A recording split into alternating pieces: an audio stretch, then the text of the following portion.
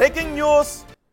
ఈ విమాన ప్రమాదంలో గుజరాత్ మాజీ ముఖ్యమంత్రి విజయ్ రూపానీ కూడా ఉన్నారు అంటూ వార్తలు వస్తున్నాయి. దానిపైన ఇంకెటువంటి కన్ఫర్మేషన్ రాలేదు, కానీ ఇప్పుడు విజయ్ రూపానీ ఉన్నారు అనే వార్తలు వస్తున్నాయి. దాన్ని ఇంకా కన్ఫర్మ్ చేయాలి గుజరాత్ ప్రభుత్వం, దానిపైన కన్ఫర్మ్ చేయాలి. కానీ ప్రమాదం జరిగిన సమయంలో ఏం జరిగింది, ఎగ్జాక్ట్ గా ప్రమాదం జరగటానికి 2-3 సెకండ్ల ముందు ఏం జరిగిందో మీరు చూస్తూ ఉన్నారు. ఆ విమానం అదిగో చూడండి ఒకసారి బిగ్ టీవీ స్క్రీన్ పైన. విమానం గాల్లోకి ఎగరాలి, టేక్ ఆఫ్ తీసుకుంది.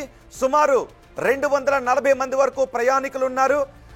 అహ్మదాబాద్ నుంచి లండన్ కి టేక్ ఆఫ్ తీసుకున్న సమయంలో చూడండి ఒక్కసారిగా విమానం ఎగరలేక గ్రౌండ్ హిట్ చేసింది. ఆ గ్రౌండ్ హిట్ చేసిన వెంటనే విమానం పెద్ద శబ్దంతో పేలిపోయింది. చూడండి ఒకసారి ఆ ప్రమాదం జరిగిన సమయంలో 1 2 3 4 5 6 7 8 9 10 సుమారు ఆ 20 ఒక అర నిమిషం ముందు అదిగో చూడండి ఒకసారి ఆ విమానం వెళ్ళిపోయింది. ఆ తర్వాత కనిపించలేదు అది. అప్పుడు ఆ దగ్గరలో ఉన్న వ్యక్తులు దాన్ని తమ సెల్ ఫోన్ కెమెరాల్లో రికార్డ్ చేశారు. ఆ విమానం ఎగురుతున్నప్పుడు సరిగ్గా విమానం పడిపోయిన వెంటనే పెద్ద శబ్దంతో బాంబు పేలినట్టు. నిజానికి అది ఇతర దేశాలకు వెళ్లే విమానం కాబట్టి ఫ్యూయల్ చాలా ఎక్కువగా ఉంటుంది, టేక్ ఆఫ్ అవుతున్న సమయం కాబట్టి వేగం చాలా ఎక్కువగా ఉంటుంది. ఆ సమయంలో ఏం జరిగిందో, ఎటువంటి సాంకేతిక లోపం తలెత్తిందో, విమానం మాత్రం ఒక్కసారిగా పైకి ఎగరలేక గ్రౌండ్ హిట్ చేయడంతో పెద్ద శబ్దంతో విమానం పేలిపోయింది. ఇప్పుడు అందులో ఉన్న వాళ్ళు ఎవరు ఎలా ఉన్నారు అనేది తెలియడం లేదు. కొంతమంది మాత్రం తీవ్ర గాయాల పాలై ఉన్నారు. వారందరినీ వెంటనే హుటాహుట ఆసుపత్రికి తరలిస్తున్నారు. వెంటనే అక్కడికి అంబులెన్స్లను తీసుకొచ్చారు, ఫైర్ సిబ్బంది కూడా అక్కడికి వచ్చారు, రెస్క్యూ సిబ్బంది అక్కడికి వచ్చారు. వారందరినీ దగ్గరలోని ఆసుపత్రికి తీసుకెళ్తున్న దృశ్యాలు చూడండి ఒకసారి. స్ట్రెచర్ పైన తీసుకెళ్తున్న దృశ్యాలు ఇప్పుడు మీరు బిగ్ టీవీ స్క్రీన్ పైన చూస్తున్నారు. అక్కడంతా హృదయ విదారకంగా ఉంది. ఎటు చూసినా కూడా ఆ ప్రమాదం జరిగిన ప్రదేశంలో ఆ విమాన శిథిలాలే కనిపిస్తూ ఉన్నాయి. ఆ బ్యాగులు, లోపల ఉన్న బ్యాగులు కూడా చెల్లాచెదురుగా పడిపోయిన దృశ్యాలు కనిపిస్తూ ఉన్నాయి. క్షతగాత్రుల ఆర్తనాదాలతో, వాళ్ళ శరీర భాగాలతో చాలా హృదయ విదారకంగా ఆ ప్రదేశం అంతా కనిపిస్తూ ఉంది. హుటాహుటిన వెంటనే అక్కడికి రెస్క్యూ సిబ్బంది వెళ్లి వారిని దగ్గరలోని ఆసుపత్రికి తీసుకువెళ్తున్నారు. కేంద్ర విమానయాన శాఖ మంత్రి రామ్మోహన్ నాయుడు కూడా పర్సనల్ గా ప్రతి క్షణం అప్డేట్ ని తెలుసుకుంటూ పర్యవేక్షిస్తున్నారు. కేంద్ర హోంమంత్రి అమిత్ షా గుజరాత్ ముఖ్యమంత్రికి ఫోన్ చేసి అక్కడ జరుగుతున్న సహాయక చర్యల గురించి వాకప్ చేశారు. ఎస్, జగన్మోహన్ రాజు, వింగ్ కమాండర్ జగన్మోహన్ రాజు మనకు అందుబాటులోనే ఉన్నారు. జగన్మోహన్ రాజు గారు, సహజంగా ఎస్, మీరు తర్వాత పౌర విమానాలను కూడా నడిపిన అనుభవం మీకుంది వింగ్ కమాండర్ గా చేసిన తర్వాత, రైట్? అవునండి. ఓకే, ఇలాంటి ప్రమాదాలు జరిగినప్పుడు మన దృశ్యాల్లో చూస్తున్నాం. ఆ పెద్ద ఎత్తున మంటలు వ్యాపించినప్పుడు సహజంగా బతకటానికి ఎంతవరకు అవకాశం ఉంటుంది? ఆ సమయంలో అక్కడ రెస్క్యూ ఆపరేషన్స్ ఎలా ఉంటాయి? మంటలు వచ్చేసాయి, కానీ కొన్ని విమాన పార్ట్స్ మనకి ఒక బిల్డింగ్ లోపల నుంచి వెళ్ళి కనిపిస్తుంది. రెస్క్యూ ఆపరేషన్స్ ఎలా ఉంటాయి అక్కడ? రెస్క్యూ ఆపరేషన్స్ చాలా క్రిటికల్ అండి. ఇప్పుడు most important element will be how the civil society inhabited ఏరియాలో, అంటే మనుషులు ఉండే కాలనీలో ఎక్కడో క్రాష్ అయినట్టు కనిపిస్తున్నది. అలాంటిటప్పుడు ఆ యాక్సెస్ రూట్స్ కానీ అక్కడికి వెళ్ళే దారులు కానీ అన్ని వీలైనంత వరకు సివిల్ మన అందరూ కూడా, పౌరులు కూడా అది ఎంత ఫ్రీగా పెట్టి, ఎంత ఫైర్ సిబ్బందికి ఎంత యాక్సెస్ ఇచ్చి ఎంత తొందరగా అక్కడ చేరేలాగా సహకరిస్తే అంత మంచిదండి. ఎందుకంటే ఇప్పుడు ప్రతి క్షణం కూడా చాలా చాలా విలువైనది. రెండు పక్కన, ఒక పక్కన ఫైర్ ఆపటానికి, రెండో పక్కన ఉన్న బతికున్న వాళ్ళని కానీ, క్షతగాత్రులను కానీ అందరినీ అక్కడి నుంచి తీయడానికి కానీ ప్రతి ఒక్కటి చాలా చాలా ఇంపార్టెంట్ అండి. అందరు ప్రతి పౌరులు అక్కడికి అందరూ రష్ అయ్యే బదులు ఎవరైతే అక్కడ హెల్ప్ చేయగలుగుతారో వాళ్ళు అక్కడ ఉండి, కత్మ వాళ్ళందరూ ఫైర్ సిబ్బంది కానీ, పోలీస్ సిబ్బంది కానీ, డిజాస్టర్ రిలీఫ్ సిబ్బంది కానీ వీళ్ళు అక్కడ చేరేలాగా సహకరిస్తే చాలా మంచిదండి. ఓకే, టేక్ ఆఫ్ అయిన కొద్దిసేపట్లోనే జరిగింది కాబట్టి ఆ సమయంలో పైలట్ ఏ విధంగా ఉంటాడు? సహజంగా పైలట్ ఆలోచన ఏ విధంగా ఉంటుంది? ఎమర్జెన్సీని ప్రకటించేంత అవకాశం, పైలట్ ఆ విమానాన్ని ప్రమాదానికి గురవుతుందని ఫస్ట్ తెలిసేది పైలట్కి, రైట్? అవునండి. సో సహజంగా అతను ప్రవర్తన ఎలా ఉంటుందండి ఆ సమయంలో? ఫస్ట్ ఎప్పుడైనా సరే అండి, ఎయిర్క్రాఫ్ట్ సేవ్ చేయడానికి చూస్తారండి. It is always aviate, navigate and then communicate. First thing is aviate అంటే ముందు ఎయిర్క్రాఫ్ట్ని ఎంత సేఫ్గా ఆ సిచ్యువేషన్ నుంచి బయటికి తేగలం అనేది దాని మీద ఫోకస్ అంతా ఉంటుందండి ఇద్దరు పైలట్స్ కూడా. ఉమ్, 787 అనేది కెప్టెన్ కో పైలట్ ఇద్దరు ఉంటారు, first in command and second in command. ఇద్దరు కూడా దాని మీద ఫస్ట్ ఫోకస్ వాళ్ళ ఇదంతా దాని మీద ఉంటుందండి. దాని తర్వాత ఎటు వెళ్తున్నాము ఏంటి, ఎక్కడ ఒకవేళ ఏమన్నా ఫోర్స్ ల్యాండింగ్ చేయాలంటే ఎలా చేయగలము, దాని గురించి ఏం చేయగలము అనేది దాని గురించి యాక్షన్స్ తీసుకుంటారండి. లాస్ట్ విల్ బి కమ్యూనికేట్, అంటే ఏటీసీకి చెప్పడం కానీ ఇంకోళ్ళకి చెప్పడం కానీ ఆ పని తర్వాత ఉంటుందండి. ఉమ్. ఎప్పుడైనా సరే ఫోకస్ ఈ మూడు ఫ్యాక్టర్స్ మీద స్టెప్ బై స్టెప్ ఉంటుంది. ఇక్కడ మనకి వాళ్ళు ఏం చెప్పారు ఏం చెప్పలేదో మనకి ఏం తెలియదు కాబట్టి దాని గురించి మనం ఆ, విశ్లేషణ చేయడం కరెక్ట్ కాదేమోనండి. ఓకే. మనం వెయిట్ చేద్దాము, కానీ జస్ట్ మ్యాటర్ ఆఫ్ విమానం ఫ్యూ మినిట్స్. నిజానికి ఇప్పుడు ఐ థింక్ విమానం takeoff first focus should be తీసుకునేటప్పుడు ఆన్ రెస్క్యూ ఎఫర్ట్స్ అండి. Yes Jaganmohan Raju garu, okay, rescue efforts ఎలా ఉంటాయి? రెస్క్యూ ఎఫర్ట్స్ ఇప్పుడు నేను అన్నట్టు ఇమీడియట్లీ ఎయిర్పోర్ట్ లోపలైతే ఎయిర్పోర్ట్ కి ఒక ఫైర్ సిబ్బంది highly trained and extremely capable environment ఉంటుందండి. కానీ ఇది మన బయటకు వచ్చింది, బయట అయింది కాబట్టి లోపల నుంచి ఎలాగో వాళ్ళు కూడా బయటకు రావడానికి ప్రయత్నిస్తారు. ఎయిర్ ఫీల్డ్ షట్ డౌన్ అయిపోయి ఉంటుంది ఇప్పుడు, ఇంకా ఫర్దర్ టేక్ ఆఫ్స్ కానీ ల్యాండింగ్స్ అవ్వకుండా. ఎందుకంటే ఫోకస్ అంతా కూడా ఇప్పుడు ఈ ఎయిర్క్రాఫ్ట్ ని ఎలా రికవర్ చేయాలి ఏంటి అనేది దాని మీద ఉంటుంది. ఇప్పుడు బయట సిబ్బంది కూడా అలాంగ్ విత్ డిజాస్టర్ రిలీఫ్, ఇప్పుడు మనకి మన భారతదేశంలో ఒకప్పుడు లాగా కాకుండా multiple agencies are coming in to action simultaneously అండి. Civil aviation minister Rammohan Naidu గారు ఆల్రెడీ చెప్పినట్టు వాళ్ళ లెవెల్ నుంచే ఆల్రెడీ డైరెక్ట్ గా కోఆర్డినేట్ చేస్తున్నారంటే it is a very very nice and good development అండి. So right. బెస్ట్ సహజంగా పాసిబుల్ మీరు ఎఫర్ట్ అందరూ పెడుతున్నారని వింగ్ కమాండర్ గా అనుకున్నామండి. చేసిన తర్వాత పౌర విమానాలు కూడా నడిపారు కాబట్టి ఓకే, మనం మీరు ఇంతకు ముందు ఆల్రెడీ చెప్పారు ఈ ప్రమాదానికి కారణాలు ఏంటి అని మనం చెప్పలేమని. కానీ విమానం టేకాఫ్ తీసుకోవటానికి ముందు చెకింగ్ ప్రాసెస్ అంతా ఎలా ఉంటుందండి? ఆ విమానం ఎగరటానికి రెడీగా ఉంది, చాలా టెక్నికల్ గా డీటెయిల్డ్ గా ఫిట్ ఉంటుందండి, అనటానికి జరిగే ప్రాసెస్ ఎలా ఉంటుంది? చాలా డీటెయిల్డ్ గా ఉంటుందండి. ప్రతి డిపార్చర్ ముందు the aircraft will be thoroughly inspected.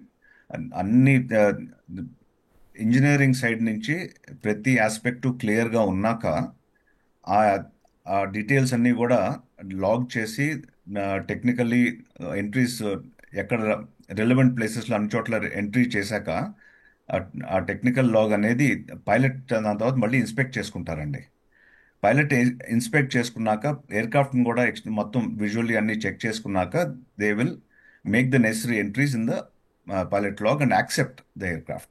Once the aircraft is accepted, only then it transfers from the engineering to the operations or flying side, okay. where the pilot becomes in charge for mayday everything. Call ఒక information అందుతుంది, అందులో ప్రధానంగా నాకు కనిపిస్తున్న పదం mayday call. Mayday call అంటే mayday అంటే ఇంకా మేము ఎగరలేము, ఈ ఎయిర్క్రాఫ్ట్ తప్పకుండా ఇంకా మాకు ఇంకో గతి లేదు, మేము we're coming to the ground అనే ఇండికేషన్ అండి. ఓకే. ఆ mayday mayday call mayday pilot నుంచి ఏటీసీకి ఇచ్చినట్టుగా తెలుస్తోంది. ఆల్రెడీ అవునండి. పైలట్ నుంచి మేడే కాల్ ఏటీసీకి వచ్చింది. అందుకే అన్నానండి, ఈ మూడు ఆస్పెక్ట్స్ ఉంటాయి ఉమ్, బిట్వీన్ కెప్టెన్ అండ్ కోపైలట్. వాళ్ళు డిస్ట్రిబ్యూట్ చేసుకుంటారు ఎవరు ఏం చేయాలి అనేది. ఉమ్, ఎప్పుడైతే కెప్టెన్ కి ఒకసారి ఇంక మనం ఈ ఎయిర్క్రాఫ్ట్ ఇంక మీదకి ఎగరదు, కింద ల్యాండ్ అవ్వాల్సిందే, స్ట్రైట్ అహెడ్ కానీ లేకపోతే ఇంకో చోట కానీ కంట్రోల్డ్ ల్యాండింగ్ కూడా అవ్వచ్చండి. మేడే అన్న మాత్రాన it did not be an uncontrolled landing, but this was an uncontrolled landing. This is an accident clearly. Mayday call అంటే it is an international protocol where ఒక్కసారి ఏదైనా ఎయిర్క్రాఫ్ట్ మేడే అనౌన్స్ చేశాక ఉమ్. అంత focus అంతా కూడా ఆ ఎయిర్క్రాఫ్ట్ మీద ఉంటుందండి, ఆ ఎయిర్క్రాఫ్ట్ ని సేఫ్ గా తిరిగి తీసుకురావడానికి. ఓకే. నిజానికి ఆ సమయంలో ఎస్, మనం విజయ్ రూపాని కూడా మనం బిగ్ టీవీ స్క్రీన్ పైన చూడొచ్చు. విజయ్ రూపాని ఆయన ఆ విమానంలో ప్రయాణిస్తూ ఉన్నారు. విజయ్ రూపాని టికెట్ కూడా మనం చూడొచ్చు. విజయ్ రూపాని లండన్కి వెళ్ళటానికి ఆ విమానాశ్రయంలోకి వచ్చారు, ఆ విమానంలోకి బోర్డింగ్ తీసుకున్నారు. విజయ్ రూపానిని కూడా మీరు బిగ్ టీవీ స్క్రీన్ పైన చూడొచ్చు. ఇప్పుడు ఆందోళన వ్యక్తమవుతుంది, విజయ్ రూపాని ఆ విమానంలో ప్రయాణిస్తున్నారు. విజయ్ రూపానితో పాటు మొత్తం ఏకంగా 240 మంది వరకు ప్రయాణికులు ఆ విమానంలో ఉన్నారు. విజయ్ రూపాని టికెట్ను కూడా మీరు బిగ్ టీవీ స్క్రీన్ పైన చూడొచ్చు. ఇప్పుడు ఆయన ఎలా ఉన్నారు అన్నది కూడా ఆందోళన వ్యక్తమవుతుంది. మాజీ ముఖ్యమంత్రి, గుజరాత్ మాజీ ముఖ్యమంత్రి విజయ్ రూపాని ఆ విమానంలో ఉన్నారు. ఇప్పుడు ఆయన ఎలా ఉన్నారు అనేది ఆందోళన కలుగుతుంది. మొత్తం ప్రయాణికులందరితో పాటు ఆయన గురించి కూడా ఆందోళన వ్యక్తం చేస్తున్నారు. గుజరాత్లో కొద్దిసేపటి క్రితం అహ్మదాబాద్లో ఎయిర్ ఇండియా విమానం టేకాఫ్ అయిన కొద్దిసేపటికే క్రాష్ అయిపోయింది. విమానం ఎగరలేకపోయింది, గ్రౌండ్ హిట్ చేసింది.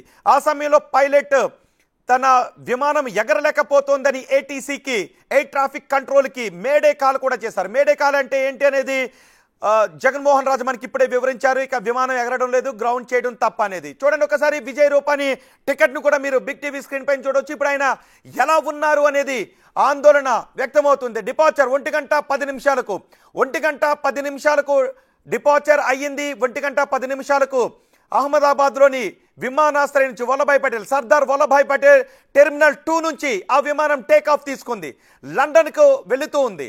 ఆ విమానం సరిగ్గా 1:10 టేకాఫ్ తీసుకుంది. టేకాఫ్ తీసుకున్న కొద్దిసేపటికే విమానం ప్రమాదానికి గురైంది. విజయ్ రూపానీ ఆ విమానంలో ఉన్నారు. ఆయన లండన్కి వెళుతూ ఉన్నారు. లండన్కి వెళ్ళటానికి ఆయన తీసుకున్న టికెట్ను కూడా మీరు బిగ్ టీవీ స్క్రీన్ పైన చూడొచ్చు. విజయ్ రూపానీ ఇప్పుడు ఎలా ఉన్నారు అనేదే ఆందోళన కలిగిస్తుంది. వెంటనే రెస్క్యూ టీం అక్కడికి వచ్చే మొత్తం విజయ్ రూపానీతో పాటు అందులో ఉన్న ప్రయాణికులందరినీ సాధ్యమైనంత వరకు ప్రాణాలతో ఉన్న ప్రయాణికులను అత్యంత వేగంగా హాస్పిటల్కి తరలించడానికి ఏర్పాట్లు చేస్తున్నారు. Passenger name Rupani Vijay. విజయ్ రూపానీ టికెట్ను కూడా మీరు బిగ్ టీవీ స్క్రీన్ పైన చూడొచ్చు. సరిగ్గా 1:10 ఇప్పుడు విజయ్ రూపానీ ఆచూకీ ఏంటి అన్న దానిపై కూడా ఆందోళన వ్యక్తమవుతుంది. విజయ్ రూపానీ ఆ ఫ్లైట్లో ఉన్నారు. క్రాష్ అయిన ఫ్లైట్లో విజయ్ రూపానీ ఉన్నారు.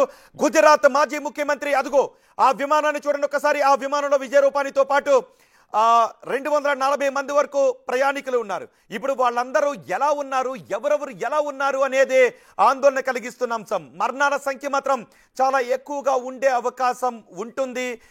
కానీ సాధ్యమైనంత వరకు మరణాల సంఖ్యను తగ్గించడానికి చూడండి ప్రయత్నాలు జరుగుతూ ఉన్నాయి. చూడండి ఒకసారి 1:10 విమానం టేకాఫ్ అయింది. ఆ టేకాఫ్ అయిన విమానం కొద్దిసేపటి తర్వాత ఎగరలేకపోయింది. బహుశా నేను ఒక విషయాన్ని మీకు చెప్తున్నాను. ఆ విమానం వెళుతున్న రూట్లో ఎటువంటి రన్వే లేదు. ఎందుకంటే ఆ తీసిన వ్యక్తి కూడా అక్కడ విమానం కిందకు వచ్చేస్తూ ఉంది, అక్కడ విమానాశ్రయం లేదు, రన్వే లేదు. బహుశా విమానం ప్రమాదానికి గురవుతోంది అని దాన్ని చిత్రీకరించిన వ్యక్తి అనుకుని ఉండొచ్చు. అందుకే ఆ విమానం చూడండి, అక్కడ నిజానికి ఏ విమానం కూడా ఆ ప్రదేశంలో కిందకి వెళ్ళదు. కానీ ఆ విమానం కిందకి వెళ్తోంది అంటే దాన్ని చిత్రీకరించిన వ్యక్తికి అర్థమైపోయింది అక్కడ ఏదో జరగబోతోందని. అవన్నీ కూడా నివాస ప్రాంతాలు. అక్కడ నివాస ప్రాంతాలే ఉన్నాయి.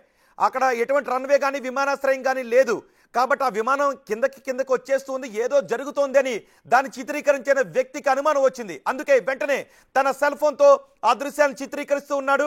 ఆ విమానం పైకి ఎగరాల్సిన విమానం అంతకందుకు కిందకు వస్తుంది. పైలట్ ప్రయత్నం చేస్తూ ఉన్నాడు. కానీ ఆ విమానం మాత్రం పైకి ఎగరలేకపోయింది, గ్రౌండ్ హిట్ చేస్తుంది. చూసారా ఒక దశలో ఆ విమానం ఇక ఆ ఫ్రంట్ పార్ట్ పైకి కనిపిస్తూ ఉంది. ఇదిగో ప్రమాదం జరిగిన తర్వాత ఉన్న దృశ్యాలు. రెండో బాక్స్ ఇప్పుడు నేను ఒకసారి ఆ ప్రమాదం జరగటానికి సరిగ్గా ఒక అర నిమిషం ముందు అక్కడున్న దృశ్యాలను మీకు అందిస్తున్నాను. ఆ విమానాన్ని సాధ్యమైనంత వరకు పైకి తీసుకెళ్ళడానికి పైలట్ ప్రయత్నం చేశాడు. కానీ పైలట్ వల్ల కాలేదు. మేడే కాల్ కూడా చేశాడు. ఆ విమానం ప్రమాదం జరిగిన ప్రదేశంలో ఇదిగో చూడండి ఒకసారి. ఆ మొదటి బాక్స్లో మీరు చూస్తున్న దృశ్యాలే ఆ బిల్డింగ్లోకి. అవన్నీ కూడా నివాస ప్రాంతాలు. కొన్ని చెట్లు ఉన్నాయి, అక్కడ కొన్ని బిల్డింగులు కూడా ఉన్నాయి. ఆ చెట్లను దూసుకుంటూ ఆ విమానం ఒక్కసారిగా గ్రౌండ్ హిట్ చేసిన తర్వాత భారీగా పేలిపోయి మంటలతో ముందుకు దూసుకుని వెళ్ళిపోయింది. ఒక పార్ట్ కూడా అక్కడ బిల్డింగ్ లోపల నుంచి దూసుకొచ్చిన దృశ్యాలు. బహుశా బిల్డింగ్ ఏంటి అనేది కూడా మరికొద్ది సేపట్లో నేను మీకు స్పష్టంగా వివరించబోతున్నాను. ఆ విమానంలో 240 మంది ప్రయాణికులతో పాటు విజయ్ రూపానీ కూడా ఉన్నారు. ఆ ప్రదేశం అంతా పొగలతో నిండిపోయింది, దట్టమైన పొగలతో నిండిపోయింది. ఆ చుట్టుపక్కల ఉన్న వారు కూడా ఒక్కసారిగా పెద్ద శబ్దం రావడంతో భయభ్రాంతులకు గురై అక్కడికి పరుగులు తీశారు.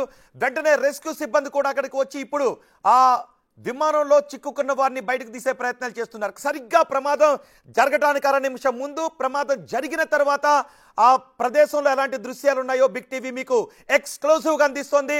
రెస్క్యూ టీమ్స్ హుటాహుటిన అక్కడికి చేరుకొని వెంటనే హాస్పిటల్ తరలిస్తున్నారు. నిజానికి పైలట్ మేడే కాల్ చేశారు ఏటీసీకి, ఎయిర్ ట్రాఫిక్ కంట్రోల్కి. విమానం ఇక ఎగరలేకపోతుంది, విమానాన్ని ల్యాండ్ చేయడం తప్ప వేరే గత్యంతరం లేదు అని మేడే కాల్ చేశారు. సో వెంటనే ఏటీసీ కూడా అలర్ట్ చేసింది. విమానం వెళ్ళిన రూట్లో ఉన్నటువంటి అన్ని ఎన్డీఆర్ఎఫ్ సిబ్బందిని అందరినీ కూడా అలర్ట్ చేయడంతో ఆ దిశగా వెంటనే వెహికల్స్ తీసుకొని ఫైర్ ఇంజన్లు తీసుకొని వెంటనే ఆ ప్రదేశానికి వెళ్లారు. ఆ ప్రదేశానికి కొన్ని నిమిషాల వ్యవధిలోనే అక్కడికి చేరుకున్నారు. రెస్క్యూ ఆపరేషన్స్ కూడా చాలా వేగంగానే చేపట్టారు. హాస్పిటల్స్ కూడా వెంటనే తీసుకొచ్చారు. ఆ విమానం వెళ్ళిన రూట్లో ఏ దిశగా అయితే టేకాఫ్ తీసుకుందో ఆ దిశగా ఎంత దూరంలో ఆ విమానం క్రాష్ ల్యాండ్ అవడానికి అవకాశం ఉంటుంది అనేది వెంటనే క్యాల్కులేట్ చేసి ఆ చుట్టుపక్కల ఉన్నటువంటి అధికారులందరినీ కూడా అలర్ట్ చేశారు. ఎమర్జెన్సీ అలర్ట్ ప్రకటించారు. దాంతో వెంటనే కొన్ని నిమిషాల వ్యవధిలోనే ఆ విమానం ప్రమాదం జరిగిన ప్రదేశానికి అధికారులు చేరుకొని అందులో ఉన్న వారిని రక్షించే ప్రయత్నాలు చేస్తున్నారు. కానీ ఇప్పటి వరకు ఎంతమంది చనిపోయారు, ఎంతమంది ప్రాణాలతో ఉన్నారు, విజయ్ రూపానీ పరిస్థితి ఏ విధంగా ఉంది అనేది తెలియడం లేదు. రెండో బాక్స్లో మీరు చూస్తున్న దృశ్యాలే.